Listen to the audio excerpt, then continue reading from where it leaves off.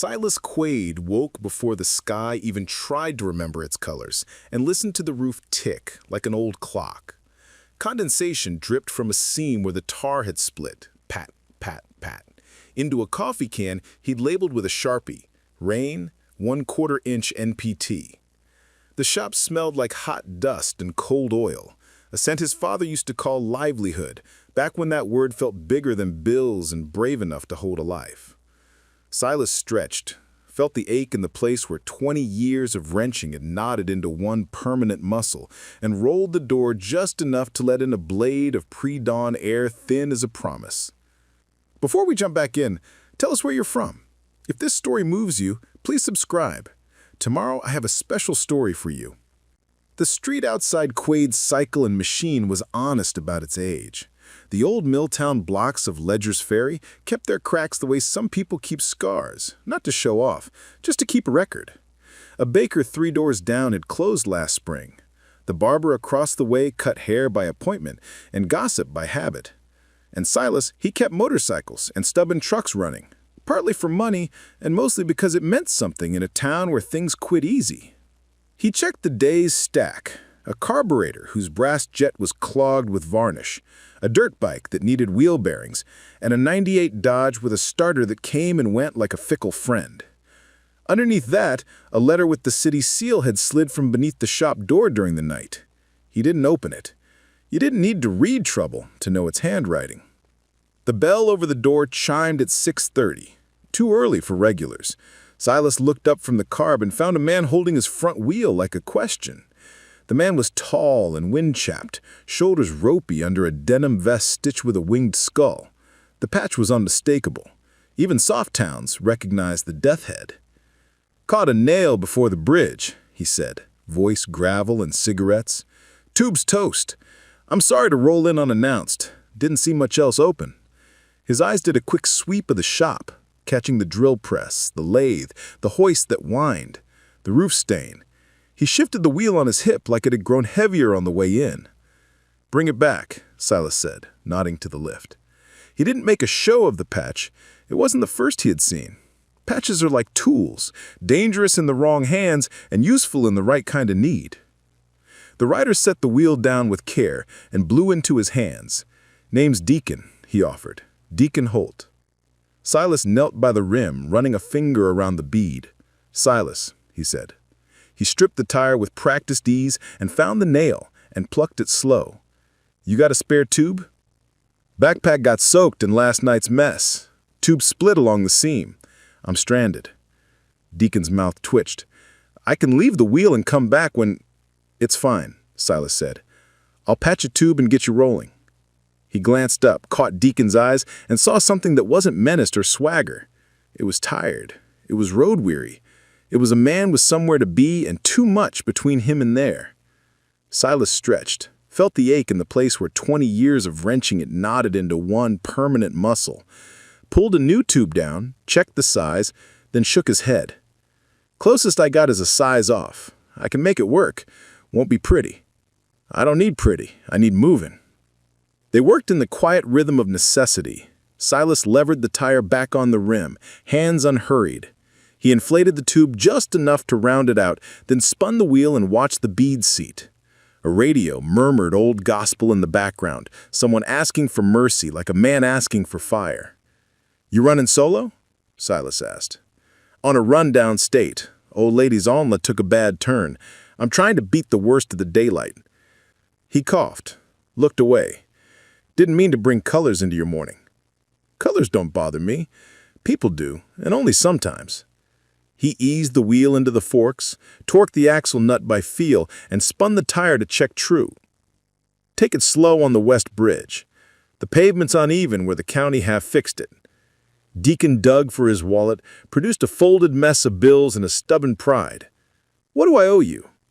Silas wiped his hands on a rag and considered the letter under the carb, the roof can catching rain, the ledger that would not call a man come morning if the numbers were wrong. He thought of his father who taught him that some payments you take and some you live with. "You owe me nothing," he said. "You got a mother-in-law sick and a road starving for your time. That's tax enough." Deacon stared, something hard in his face loosening. You sure? More sure than I am about that roof, Silas said, and smiled. Deacon hesitated, then put his wallet away like tucking a weapon back into a holster. You don't know me, he said. Most folks see my patch and they lock the register. It's short for Rook, Silas said. Good name. Good piece on the board. Gets places people don't expect. He fitted a master link, taught Rook how to set it without pinching his fingers, and made him promise to tell the truth before he left. When the door shut, Silas stood for a minute and listened to the roof drip into the coffee can. At dusk, a truck rolled slow to the curb. A man got out who wore a suit that fit thin ambition. He didn't come in. He just watched the shop the way buyers look at cattle, measuring ribs to meat. Silas stared back until the man looked away. The truck's door bore the subtle ghost of a logo under the dust, Dorsey Development. Silas killed the shop lights and left the backwork lamp on for the lathe. He signaled to nobody when he locked the door. He told the roof good night and meant it. He slept in the office as he often did when the days spilled over their edges. And the night, something woke him. An engine far away, held in a steady gear like a man singing to himself. He thought of Deacon Holt riding the West Bridge, of cold air striking a face that had known too much wind. Morning rose in shades of tin. Silas brewed coffee so strong it could have stood on its own if you poured it on the floor. He picked the city notice up again, folded it into a rectangle small enough to fit in his pocket, and did not put it there. He called a roofer who didn't answer, and an electrician who did, but only to laugh and say he could put Silas on a list labeled winter. The first unusual thing happened at 8:02 when a bouquet of noise bloomed at the end of the block. 2 bikes, then 10, then 20. Silas stepped outside and the street paid attention the way fields look up when rain finally comes. Riders turned in from River Street like a school of chrome fish, staggered and precise. The lead bike peeled off and idled at the curb. The rider swung a leg over, killed the ignition, and took off his helmet. Deacon Holt stood where the morning belonged, eyes bright with the grateful kind of trouble. You got time for company? He asked. Depends on the company, Silas said. Deacon tipped his chin at the growing rumble. They heard how you do business. He looked suddenly, strangely careful. That day, yesterday, you refused money. I told my people what you did. They figure respect is a verb. I patched a tube, Silas said. You patched a morning, Deacon said. Different currency. Silas felt the world adjust its weight. The bikes kept coming, not like a parade, not like a show, like purpose walking on 2 wheels. Men and women in leathers, faces weathered by hours and habits, strangers who nodded at each other the way road people do when they recognize the same map in someone else's eyes. A black van slid into the procession like a note change. Its side door opened and 2 men lugged out something heavy wrapped in blankets, bundles of what looked like tools.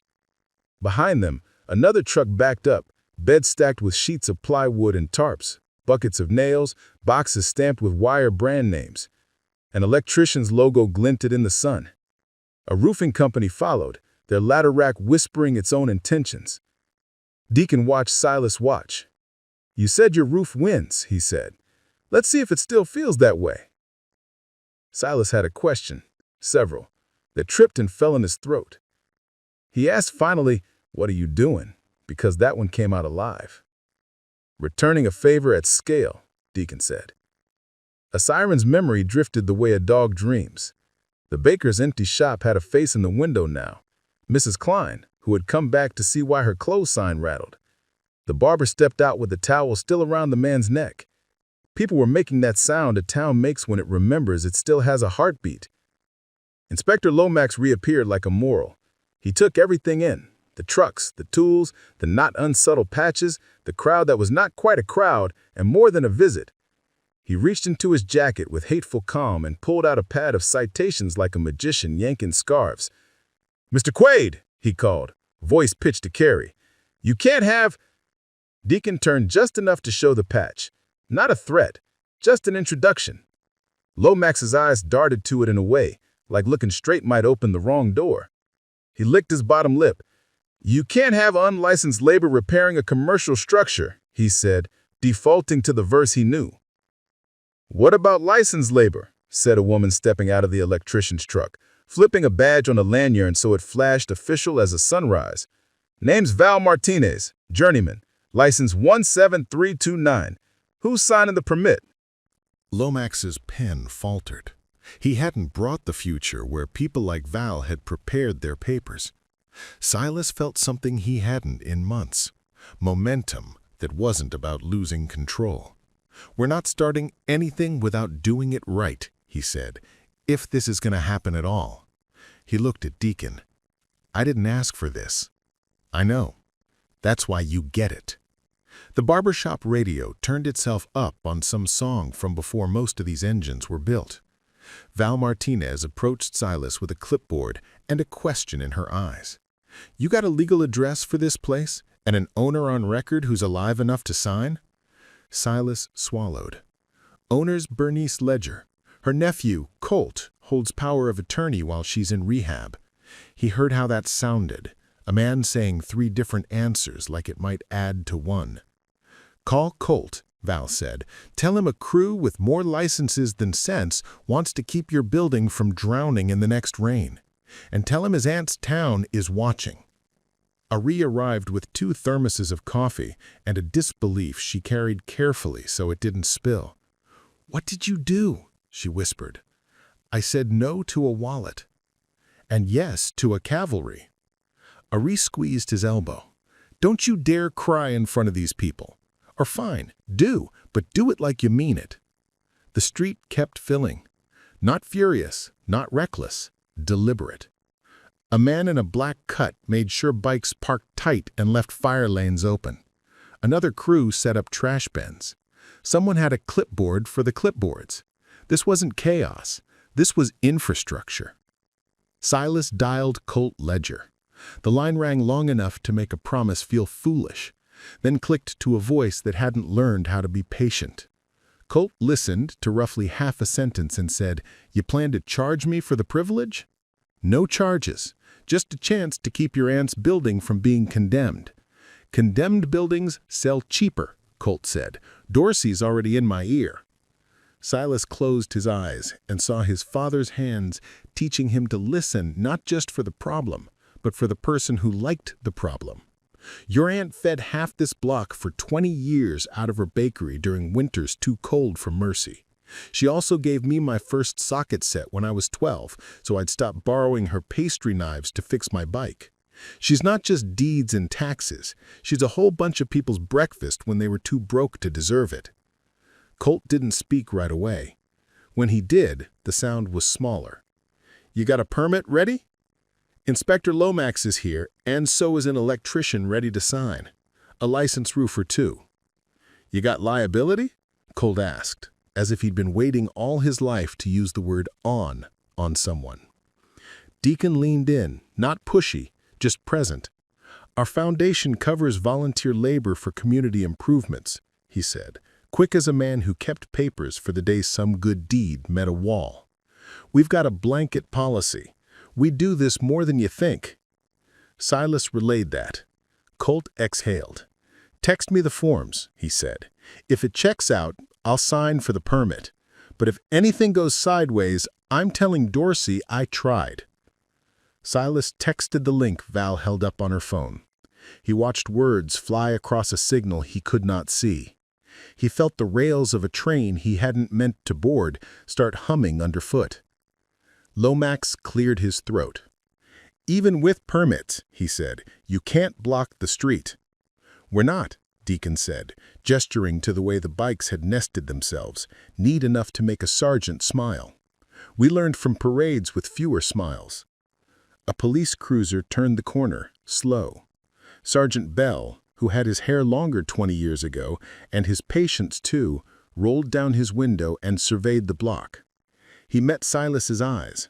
They had gone to high school together. Bell had been a linebacker. Silas had been the kid who could fix a lawnmower with fishing line and advice. Bell nodded once, like a man who'd chosen to let a morning be itself. "Keep the hydrant clear and no burnouts. And if you're replacing a roof, wear harnesses. I don't want to pick anyone off the sidewalk." Deacon crossed a hand over his chest. "Yes, sir." Riders peeled off to their posts like actors who'd rehearsed. Silas stood there like a man who had found a river running where his garden used to be. Ari pressed a thermos into his hand and said, "Look alive, big brother. Sometimes happiness forgets how to whisper." Deacon tilted his head. "You good?" Silas nodded. "I don't know what good is right now." "Good is a roof that stops telling your floor its secrets," Deacon said. "Good is your breaker panel not playing roulette. Good is this block remembering its bones." A white SUV nosed in the back way, sleeker than the street had earned. The suit from the previous evening stepped out and removed sunglasses like a man unsheathing something. Marlon Dorsey, in flesh and calculation. He took in the scene with a smile that didn't want witnesses. "Mr. Quaid," he called, voice carrying the practiced warmth of a politician's handshake. "Looks like you've got quite the situation." He glanced at Deacon's patch, at Val's crew on ladders, at Lomax frowning into his clipboard. "This street isn't zoned for events." "It's not an event," Silas said. "It's a repair." "Repairs require permission," Dorsey said, "from owners." "My signature's incoming," Colt said from the phone speaker Silas had forgotten he held. "And until Aunt Bernice is able to sign for herself, I am the permission." Dorsey's smile did a small, involuntary thing. "Colt," he said, "we have a lot of pending things. Right now, we have a roof." Dorsey's eyes settled on Silas again. "You've made allies quickly." Silas studied the man. "No," he said quietly. "Allies made me." The block had taken to watching openly now, no pretense. Windows were dotted with faces. The hardware store owner set a pile of screws and a box of shop towels on the curb like a tithe. A woman Silas didn't know handed out earplugs. The barber finished a fade on his stoop while his client tracked the ladder lift with calm interest. Then, a tremor under the tremor. The sound doubled, tripled, multiplied until it wasn't sound but air wearing engines. Deacon turned his head slightly and smiled without showing teeth. "We did put the word out," he said, like an apology that didn't regret itself. "How many?" Silas asked. He squinted downriver. "Depends on who believed me when I told them about you." Ari followed his gaze and caught her breath. "Oh," she said. What came around the bend wasn't a parade and wasn't an army. It was something older, a covenant of motion. Bikes in tears, lights winking like a constellation new to this sky. They moved in disciplined chaos, the way flocks turn without crash, because they've agreed ahead of time about where edges live. At the head of the new phalanx rolled a road captain with a clipboard in his brain. Beside him, a tandem tow truck carrying pallets of shingles, bundles of conduit, a generator that looked like it could wake a stadium. Lomax blinked, recalculating his day. Dorsey's jaw set. The town's pulse climbed the staircase of its throat. Deacon leaned toward Silas.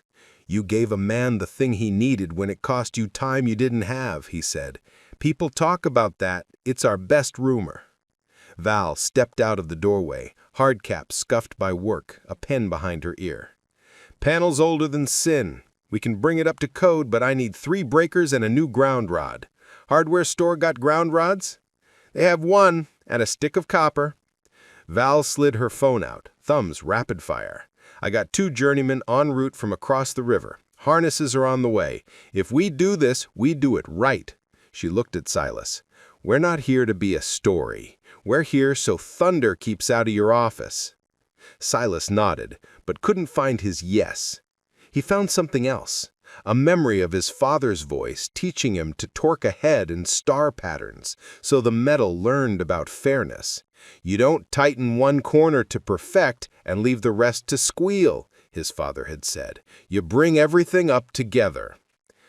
"Okay," Silas said. The word left his mouth and grew legs.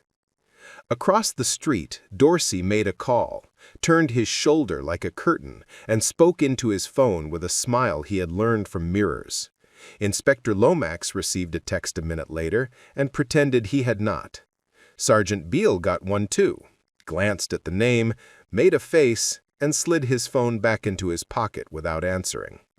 The last of the first wave of bikes found homes along the curb. The rumble didn't end. It changed timbre, a lower note under the main.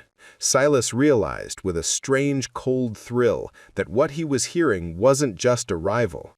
It was the rest of the story catching up at the speed of asphalt. This story took us a long time. If you like it, subscribe. Now, back to the story. The orange sheet rattled in the worker's hands. The staple gun's nose kissed the plastic. The air tasted like battery and rain. Silas didn't shout. He stepped. The engines behind him deepened a note, a cathedral throat clearing. He raised the road-closed sign shoulder high, an odd flag, bright and dumb, and found the worker's eyes across the blinking triangle of city trucks. "Brother," Silas said, voice steady on a beam he wasn't sure would hold. "Give us 90 minutes to dry in the roof, then call whatever you need to call. Don't hang that word on a building still breathing." The worker blinked. He wasn't the villain, just a man who punched a clock at the end of days. He glanced at his foreman, who glanced at the city attorney, who glanced at the sergeant, who glanced at the patch on Deacon's chest, who hadn't moved except to set his stance where standing meant something. Val lifted the permit into the slanting light. "Authorized repair, envelope only," she said, crisp as a chalk line. "Underlayment is down, but not sealed. If you condemn and force a stop, you expose the deck. Next rain, and we've got rot. Rot is cost. Cost is politics. Politicians hate math on film." Thumb toward 3 phones already held high by neighbors who had discovered they were news. Kellum, the city attorney, recognized cameras the way sailors recognize currents. He leaned into Lomax. "If an emergency order causes preventable damage, we own part of it," he murmured. "Allow limited duration weather protection." Then louder, the voice of magnanimous compromise. "Mr. Quaid, you have 75 minutes to achieve a temporary dry-in. After that, all work ceases pending inspection." "Make it 90, Val said, not as plea, but as math. "Harnessed, OSHA compliant. Fire lanes clear. Hydrant unobstructed." Bell nodded. 90, he said. "I'll clock it." Dorsey smiled like a man who bets both sides to enjoy the losing face. "By all means," he said. "Let the volunteers volunteer." Silas set the orange sign gently against a lamppost as if it were a tired thing that needed leaning. Then the block changed tense. Past became future through present in a blur of verbs. "Roof crew on me," Nell called from the ladder rack, snapping her harness home with a sound like punctuation. "Val, call the cutoffs. Deacon, give me 4 ground support for shingle feed, no more, no less. Everyone else, back 2 steps and keep the deck clean. Every nail that drops is a slipped heel waiting to happen." "Copy," Deacon said. He clapped once, palm to leather. Riders moved like a flock deciding a new idea. 4 peeled off and formed a line from the pallets to the ladder. Others spread, forming a human cordon that kept eager help from turning into hazards. Rook materialized with a magnet on a stick and began sweeping the asphalt for stray nails with the intensity of a kid guarding a border. Ari took command of the ground the way women do when nobody asked, but everyone needed. "Hydration here," she barked, pointing to a cooler. "Sugar there. Trash, use it. If I see a wrapper on the street, I will make you eat it, and you won't like how recycled it tastes." Laughter punctured tension. Breath came back into lungs that had been holding it for other reasons. Val ducked inside with 2 journeymen, her tablet tucked under her arm. "Kilmaine," she called. The room blinked, went hushed, then filled with the practical sounds of wire being invited into better futures. Bonding on waterline, GEC to new rod, GFCIs on the workbench, lights on a dedicated, motor load on a 2-pole, label like you want your grandchildren to understand it. On the roof, Nell and her crew moved like a 4-handed clock. Chalk the line 12 inches up from the drip. Start a row, offset by half. Keep nails in the strip, we're not making confetti. A roll of ice and water shield unspooled, the tar underside grabbing the deck with determination. Wind pawed at the edges, hands flattened, pressed, coaxed. Below, Silas shouldered a bundle of shingles and surprised himself by not tipping under it. Deacon slid in to lift the far edge, not a rescue, a partnership. "You good?" Deacon asked, eyes scanning for the places the world hid its banana peels. "Define good," Silas said, breath pocketed underweight. They laughed, the kind that lets you keep going. The first run went down true. The second overlapped like confidence. Nell set a pace no storm would shame. "Watch that gable," she called, "wind's cheeky." By the third run, sweat slicked foreheads, gloves darkened at the knuckles. Silas found a rhythm his father had taught his bones years ago. Lift, place, nail, 2 on the left, 2 on the right, check the bond, keep the line. He didn't look down. He didn't look up, only across, to the next person, the next shingle, the next small thing that made the large thing real. Dorsey drifted the perimeter with the casual menace of money. He fielded a call on his sleek phone, frowned performatively, and said words designed to travel. Liability, chaos, unauthorized. But the cameras didn't love him today. They had found a better character arc, a tired shop learning its roof's true name. At minute 31, Val's voice carried from inside. Main bonding jumper in, panel labeled, lights live. The shop blinked back to life. No flicker, just yes. She emerged, streaked with dust and pride. "Silas, come sign this rough." He scrawled his name and felt the odd tremor of an identity-changing ship, from man in trouble to man of record. Wind rose, as if weather had got the memo about drama and wanted a speaking part. The underlayment flapped a protest, then submitted under new staples. "Sandbags," Nell called. "Corners." Bags appeared like magic. Nothing magic, just forethought in someone's truck. The street had turned into a living diagram of civic cooperation, something third graders draw for posters and adults say doesn't happen. Sergeant Bell's officers flexed the perimeter just enough to let an ambulance pass. Riders parted like they'd practiced in mirrors. Mrs. Klein stood on her bakery steps, handing out cut squares of something cinnamon with the authority of communion. Rook tugged Silas's sleeve. "They keep trying to put that sign back," he whispered, chin jerking toward the city trucks. "The orange one. The foreman looks like my math teacher when the bell rings and homework isn't collected." "Keep sweeping," Silas said gently. "We win by not stepping on what hurts." At minute 56, a sound cut different from engines and hammers, the slashy rip of tarp under a blade. Deacon pivoted before the sound finished being itself. He caught a wrist mid-arc, not violent, decisive.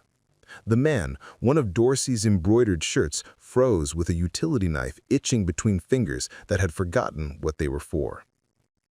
"Easy," Deacon said, tone even as a horizon. "You don't want the next 2 seconds." Bell was there in 3 steps. He took the knife, not the arm. "Sir, you're done," he said, voice steady. He guided the man toward a cruiser without adding force where shame would suffice. Phones caught the scene. The comments wrote themselves. Dorsey lifted his hands, palms out, mock astonished. "Independent contractors," he said. "I can't control." "Try," Kellum said, without looking at him. The attorney hadn't moved much. He just recalibrated a risk table others couldn't see. Nell never looked down. "We keep nailing," she said to the sky. They did. At minute 79, Colt Ledger jogged into the block like a man late to the birth of his own conscience. He wore a shirt 1 size too expensive and an expression 2 sizes too new. "Where do I sign?" he panted, and Ari nearly kissed him out of relief and irritation. Val thrust a tablet at him. "Owner consent to repair, and this, you attest no pending sale will obstruct permitted work." Colt swallowed. He signed. His hand trembled only at his own name. Dorsey slithered into the opening like a claws. "Colt," he said, "all old friends where none existed. We discussed timelines. We can compensate Mr. Quaid more than adequately. This circus doesn't change fundamentals." Colt looked at the roof, at the faces, at the cinnamon-sugared holy of an afternoon. He reached for something that wasn't words, a memory Ari had texted him in fact and feeling. "My aunt fed this block for 2 winters when the mill cut shifts. She taught me that property is the last thing you own. First you own your promises, then your actions. If those are good, the property follows." His voice steadied. "The building isn't for sale." Dorsey blinked slow, a reptile considering temperature. "Noted," he said, tone promising snow in July. At minute 89, the last shingle of the critical field fell into place and the ridge cap went down like a signature. Nell checked the line, tugged an edge, and slapped the nailhead with a glove. "Dry and achieved," she called, breath making steam of satisfaction. "Sealant at penetrations, tarp for belts and suspenders. Weather may file a complaint, it will be denied." A civic hush fell, the kind that happens when a crowd discovers how to be one thing. Bell looked at his watch and at Kellum. Kellum nodded once, almost a bow. "Inspection tomorrow, 10 a.m. For today, thank you for not making me regret being reasonable." Lomax sniffed, scribbled, and failed to find a box for what had occurred. The road closed sign leaned where Silas had set it. No one touched it. Engines calmed to idle, hands unclenched, shoulders remembered they were not armor. Someone started a song from somewhere cars can't go. People laughed the laughter you get to keep. Silas walked across the floor of his shop and felt it new under his boots. The breakers hummed like content machines. Labels clean, lights even, outlets tight. The lathe had been shifted 6 inches and now lived inside a taped rectangle stenciled, "Lathes belong here," in Ari's aggressive handwriting. Pegboard above the benches wore silhouettes of wrenches like a crime scene where the victims keep coming home. Mrs. Klein's ovens made the air a place to live. She pressed a cinnamon roll into Silas's hand and a second into his pocket. "Insurance," she said, and nobody questioned against what. Dusk put its hand on the town's shoulder. Someone rolled out a drum of epoxy and had the sense to read the label saying 48-hour cure, so they put it back like a good impulse. Instead, paint came out, a modest gray that made the floor look like it had plans. Rook cut in like a surgeon. He'd never held a real brush. Nobody could tell. A low van with a wrap that read Warrior Wrench Foundation eased to the curb. Deacon's chin lifted a fraction. "Expected them tomorrow," he said. "They were early when my cousin needed a ramp. Habit, I guess." 2 women hopped out, both with clipboards and that wide patience of people who fund things without telling stories about themselves. They unloaded 2 heavy crates. "Donations," one said, "from a dozen chapters. You'll want to sign for inventory so the accountants stop chewing their pens." She popped a crate. Inside, a new compressor hose reel, a torque wrench so pretty it made mechanics blush, a set of machine vices, a safety eye wash station still in wrapper. The other crate revealed a bright red rolling toolbox, drawers gliding like they'd been greased with apology. Silas touched the box like it might startle. He felt shy in his own shop. "I can't." "You did," the woman said, puzzled. "Now it's our turn." He looked up. Deacon had drifted nearer, not to take credit, only to witness delivery. "This part makes me more nervous than the roof," Silas admitted. Deacon's mouth tugged. "Receiving is harder than wrenching," he said. "Ask any of us who thought we didn't need anybody until we couldn't stand up by ourselves." Silas nodded, the motion small and true. He took the clipboard and signed with a hand that remembered friction. Sometime between the 3rd thermos of coffee and the 4th, Ari's phone rang. She answered expecting a bill collector, and her face rearranged itself into love. "Aunt Bernice?" she whispered. Then louder, a laugh cry. "You woke up at the right chapter, honey."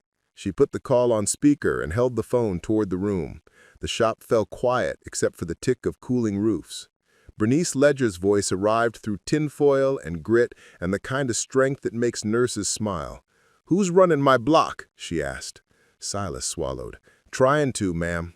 I saw you teach yourself to fix a weed whacker with a bread knife, and you invented a sprocket out of a pie tin. Don't tell me what you can't run." She coughed. "Colt?" "I'm here, Aunt B," Colt said. Boy again. "You sell that building, and I'll rise up out of this bed and haunt your truck's serpentine belt," she said sweetly. "You put it in a trust with my bakery and the barber's lease, you hear? People need places to stand while they get better at being alive." "Yes, ma'am," Colt whispered, tears finding eyes that had been dry on principle. Bernice breathed. The phone crackled with the sound of machines believing in people. "Silas?" "Yes, ma'am." "You were always good at fixing what other people gave up on. Let them fix you some too." He nodded at a piece of plastic that didn't care. "I'm learning." "Good. Now tell whoever's wearing a tie that if they condemn my block, I will knit their name into a sweater that says coward and make them wear it to church." The room exploded. Bell didn't try to laugh, failed. Kellum turned away so his smile wouldn't be on a tape he might have to deny. Dorsey's cheeks went colorless as drywall. "Rest now," Ari said, soft. "Your town remembers itself." "I never worried about the town. I worried about the people forgetting they were a town." The line fizzed, then quiet. The room held her like a warm pan. Night arrived real, not theatrical. Work paused where it should. Harnesses came off. Gloves hung like flags from belt loops. The roof shone under a cheap moon. The panel hummed under a better one. Bell lifted his palms. The hum of engines dropped to silence. "One salute, on my count. No burnouts, no wheelies, no calls to my wife later about the noise." 320 throttles twitched as one. On the downbeat of the sergeant, they rose to a note that rattled window frames and made dust remember it wasn't allowed to settle. It wasn't aggression. It was gratitude made audible. It rolled downriver, and for a second, the old mill's broken windows trembled as if clapping. Then silence again, and in the center of it, a child laughed because the sound had tickled his ribs. Silas stood in the doorway of a shop that no longer leaked fear. Deacon stepped up beside him, hands in pockets, eyes on some middle distance you only get from miles. "How's your roof?" he asked. "Quieter than my heart," Silas said. "You'll get used to the quiet," Deacon said. He didn't add how long that took. Some truths are gifts you unwrap yourself. They didn't shake hands. They didn't have to. Deacon pulled a coin from his vest pocket, a small, worn challenge coin with an angel's head that had seen better paint. He flipped it once, caught it, and placed it on the workbench like a tip you don't argue. "For the register," he said, "so you remember a day they paid you in roof instead of bills." Silas touched the coin. It was heavier than it looked. "You ever need a tube patched, and I mean at 3 a.m. in the rain, you walk through that door and don't ask." "Noted," Deacon said. His smile was brief and private. "My mother-in-law?" He paused, as if the sentence was harder to shift than a seized bolt. "I made it. She opened her eyes, said she smelled rain. Maybe it was you." Silas shook his head. "Your miles, your luck." "Luck's just miles with timing," Deacon said. The block began to loosen its grip on the day. People trickled away in twos and fours, engines flaring polite goodbyes before melting into the river road. Val and her crew packed tools with the efficiency of people whose joy is measurable in coiled cords. Nell peeled her harness and stretched a back that would yell in the morning with the good kind of sore. Ari stacked empty coffee cups in pyramids to make the trash feel like it had purpose. Kellum approached with a form in triplicate and prose only a lawyer could love. "Temporary compliance pending inspection," he said. Then softer, "I haven't seen a day like this since our flood, and I keep that one in a drawer labeled proof. Don't make me regret signing reasonable things." Silas signed. If regret comes, it'll be because Shingles developed bad morals. Lomax hovered, still unsure which box to check to explain courage. "I'll be back at 10, he said. "Don't, move anything big." "We'll move gratitude around a little," Ari offered. Lomax tried not to smile, failed at the corners. Dorsey remained, because men like Dorsey think staying is victory. He approached Silas at last with the lacquered patience of a man who has lost battles and won wars by waiting. "I don't give up, Mr. Quaid," he said. "Zoning hearings are my favorite sport. I've already filed an appeal against the permit, and there's a variance in front of planning next week. They like my projects." Silas considered the man as a problem to be solved with torque and sequence. "Then I guess we'll like showing up," he said. "You and your mechanic friends?" Dorsey's smile included the word quaint without saying it. "Me and my town," Silas said. Behind him, as if a stage manager had arranged it, Mrs. Klein, Belle, Val, Ari, Nell, Rook, and a handful of riders materialized within earshot like an answer. Dorsey's gaze moved over them as if choosing the cheapest. He miscalculated by thinking any of them were on sale. "Good night," he said, which meant, "Keep your window locked." He slid into his SUV. The taillights drew two red parentheses around the day and closed with a turn toward the river, where plans went to practice being futures. Silas and Ari stood under the new eaves and listened to a drip that did not exist. They stayed long enough to make sure silence wasn't accident, but policy. It held. "Tomorrow," Ari said, "we bake cookies for the inspection." "Bribe?" "Hospitality," she corrected. "And you're shaving." "I am?" "Yes, you look like an apostle of sawdust." He laughed. It felt like the kind of laugh you have to relearn after forgetting how to use your lungs. They locked the shop together. The deadbolt turned with a new dignity that surprised the knob. On the sidewalk, Rook had chalked a hopscotch no kid would ever use because grown men would trip on it first and pretend they'd meant to. Silas stepped over it like a superstition. They turned at the curb to look back. The sign, above the roll-up, still read Quaid Cycle and Machine in faded paint, but the angle of it had changed in Silas's eyes. Maybe nothing to anyone else. Everything to the man who would wake under its care tomorrow. "Come on," Ari said. "I made stew number 2. "Is that like sequel stew?" "It's like you're eating," she said, hooking his arm. "Don't make me involve the angels." She jerked her chin toward Deacon's dwindling taillight. Silas let himself be led.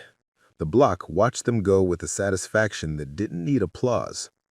The river shifted in the dark like a big animal finding sleep. Above, the new shingles kept their counsel. Morning didn't so much arrive as present itself with a checklist. Silas was early, first to the lock, the second a sound of competence. He rolled the door halfway, went in under and breathed it, the indoor weather of a working shop that had decided to live a little longer. He made coffee. He tightened 3 bolts nobody asked him to. He straightened a wrench silhouette that kissed the outline exactly. When he stepped outside again, the street had the decency to be ordinary. The extraordinary was asleep in the bones. 10 o'clock didn't sneak. Lomax showed with 2 assistants who stared like interns at a whale. Kellum came as witness and translator. Val arrived in a clean shirt, hair braided back like purpose. Nell climbed a ladder to show the ridge like Picasso proving the blue period. Inspection is drama with rulers. Val explained the panel upgrades, the bonding, the neatness that often counts for courage. Lomax tested outlets with a device that blinked tiny Christmases. He measured the aisle from lathe to tape, stepped it twice because belief sometimes needs redundancy. He peered up at the roofline and nodded that stingy nod bureaucrats give when confronted with competence. "Pass pending paperwork," he said. "What paperwork?" Silas asked. "Paperwork that says you passed," Lomax said. "Some jokes the world grants by accident. Everyone took it." Kellum initialed enough lines to plant a forest. He shook Silas's hand with the eye contact of a man who knows which way wind tends to blow and who just for today enjoyed a breathe. He said, "Planning meets Thursday. Dorsey filed for a special use permit. He'll argue that your block is underutilized and his plan serves a greater good." "What's my counter-argument?" Silas asked. "Bring the greater good," Kellum said. "Photogenic, licensed, and on time. Silas had 2 of the 3 before coffee ran out. The week between inspection and hearing was work the way rain is wet. Quiet, cumulative, necessary. The shop reopened like a reopened book, picking up where it had creased, learning what came next. Customers trickled in with bikes that coughed, trucks that sulked, mowers that had given up in grass too honest to lie flat. Silas fixed them with the new rhythm his bones knew. Torque in stars, tightened together.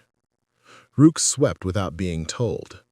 Ari froze soups that could end fights. Deacon appeared at odd hours with a part nobody in town had in stock and a story about a road nobody in town had ridden. On Thursday, the council chamber smelled like carpet and decisions. Dorsey wore his best voice. He spoke of tax bases and anchor tenants, of the empty bakery that could be a boutique selling breads that never saw a Wednesday. He gestured at renderings where people without names walked dogs that never barked. He invoked safety. He ladled blight. Silas waited. He had brought his town like a potluck. Mrs. Klein wore her apron because clothes you fight in should tell the truth. Bell wore his badge because sometimes power needs to show up as witness. Val wore a blazer over hands that would always look like they worked. Nell wore roof grit like glitter. Rook wore a tie he tied wrong and didn't fix because pride glued it. When they called public comment, Ari stepped first. "My aunt taught me that the opposite of blight is breakfast," she said. "You keep a place where people can get their coffee and a haircut and their brakes fixed without shame, and you've got a neighborhood. You take that away and you've got pretty drawings and nobody who can afford the flour." Val spoke codes in English and made them sound like safety instead of hurdles. Nell described shingles like they were rights. Bell said he had never had to break up a fight in a hardware store and hoped to keep it that way. Silas spoke last because he had learned to let other people say the smart parts. "I fix things," he said. "I fix things that want to live. That shop wants to live. If you let it, it will make more living happen around it. If you tear it down, you'll get something taller and shinier that people pose in front of and then go somewhere else to get their oil changed. We're not a backdrop." He paused. "And if you need to know about the greater good, it came with harnesses." Deacon did not speak. He stood near the back like weather and nodded when it was time to nod. The council whispered in public, which is what deliberation is when everyone knows which way they're going. The vote came down like an answer somebody had already written. Permit affirmed, variance denied, special use rejected without prejudice. People tried not to cheer because democracy likes decorum. Rook's tie cheered for him. Outside, Dorsey found Silas with the curiosity of a man who has misread a street but still owns mirrors. "You won a day. I collect years." Silas considered him with a mechanic's patience. "I collect mornings," he said. "They add up." Weeks became fewer, then memory. The shop got busier in the way that isn't a rush but a tide. It comes in, it goes out. It leaves shells that look like stories. People who had avoided the block came back with apologies hidden in jokes. The patches rode through sometimes, never loud, always noticed. Deacon brought his mother-in-law by on a gentle day. She sat in a folding chair in the doorway and said the shop smelled like work, which is to say safety. Bernice returned to her bakery in a walker and immediately told people where the flour should go, which is to say home. One late afternoon, a trailer backed in gentle and precise. The warrior wench women hopped out again like continuity and opened the ramp. Inside sat a used but beautiful hydraulic bike lift painted the red of a promise. A bow was taped to it with the kind of tape you use for patched fenders. Silas stared. "No way," he said. "Approbation a physical thing." Val whistled. Nell patted the metal like a shoulder. Ari cried outright for the first time since roof day and blamed allergies nobody believed in. From the chapters that couldn't ride in person, one of the women said, "They heard you was still using a jack and bravery." She handed Silas a note card. "We like how you torque, in stars and in spirit." Silas laughed until he bent. Rook leaned against the doorway and let joy do what it does without supervision. That night, Silas stayed late after everyone went home and raised the first bike on the new lift. He did it slow, like a ritual. He tightened the safety lock, slid his creeper under, and listened to the machine talk. The building talked too, all old wood and new nerve, and the roof didn't drip, didn't whisper, didn't ask for anything but trust. He rolled out and sat up and looked around at a shop that had survived money and weather by learning the one technique that always saves engines pushed too hard. Back off, breathe, then give it fuel with judgment. He thought of all the hands that had touched this place in the right directions. He thought of one hand flipping a coin on his bench. When he shut the lights, the room didn't feel abandoned. It felt asleep. Outside, the river drafted the town toward another set of mornings. Stars gathered in modest clumps. The mill, broken and stubborn, kept time with wind. A single bike ran the far road, low and companionable, and Silas could tell by sound alone that whoever rode it had learned to ease the throttle in neighborhoods. He locked the door and stood with his palm on the wood. He said thank you without moving his lips. He didn't know to whom. Maybe to the part of himself that kept saying tomorrow when tomorrow seemed rude for showing up. Engines teach that balance isn't stasis, it's adjustment while moving. He had adjusted. He was moving. He would keep moving until something worth stopping for asked him to stop. He stepped off the curb and walked into a night that had decided, for now, to be gentle. A single raindrop hit his cheek and failed to become a problem. The roof above him, brand new and already familiar, took it like an oath. 2 more great stories are next. Don't miss them. Subscribe and turn on notifications.